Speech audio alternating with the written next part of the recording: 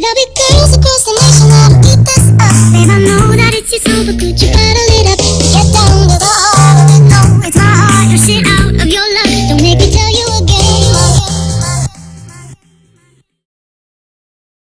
Hello everyone, today we're going to talk about ancient Roman sports. During this presentation, please focus on memorizing key terms, maybe even record definitions on a paper. This is very important because it will help you to complete our activity.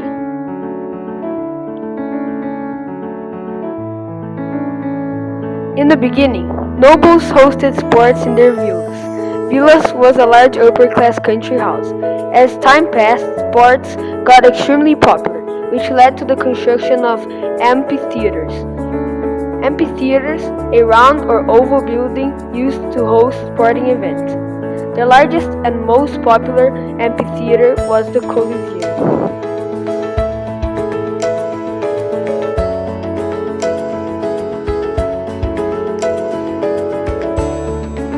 So, who exactly participated in the sports?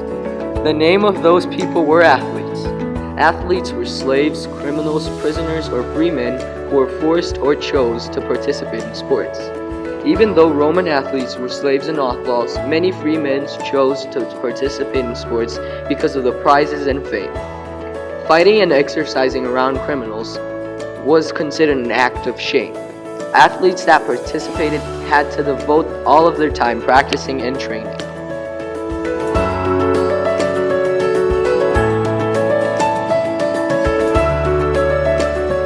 To adapt their sports, Romans borrowed several events from the Etruscans and Greeks. They borrowed chariot racing from the Etruscans and boxing from the Greeks. They also borrowed gladiators fights from the Etruscans and made extremely bloody and glorious. They always transformed and adapt sports in their grotesque competition. Chariot racing was one of the most important sports of the Romans. The races usually happened in the Circus Maximus. The Circus Maximus was the biggest Roman chariot racing stadium built by Tarquinius. This sport caused extremely bad injuries and even death.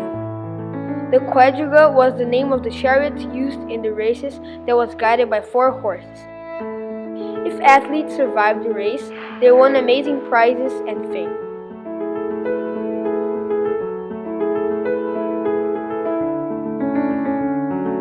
Boxing was an extremely important sport borrowed from the Greeks. The name given to this sport in ancient times was sportilatus. Rules were made to make this sport cooler. Players were not allowed to grab each other or use their legs to make others fall. The gloves used by fighters were made out of ox hides that covered the palm of the hands, exposing the fingers. When fights were too long, Romans developed a way to determine a winner. They could keep punching their both fighters until one begged for mercy.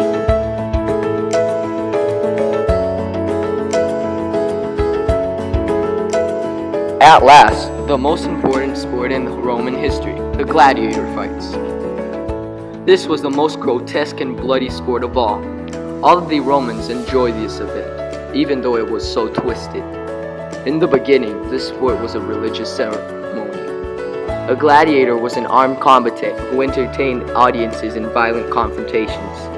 This person was the main event in the fights.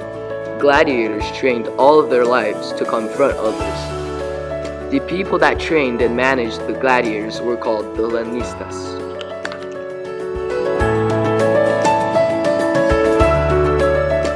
The gladiator fights were so important, they had a special name, munero.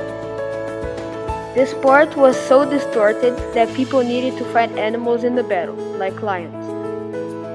The most common weapon used in the gladiator fights was the sword, most known as the gladius. The winners received palm branches and other prizes, and were considered sport celebrities. The gladiators had so much fame that they were praised and contemplated by the population.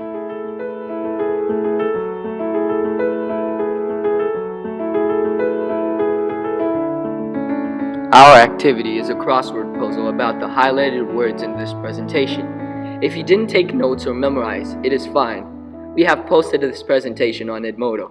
Please join the following groups. The group that finishes first will win a reward.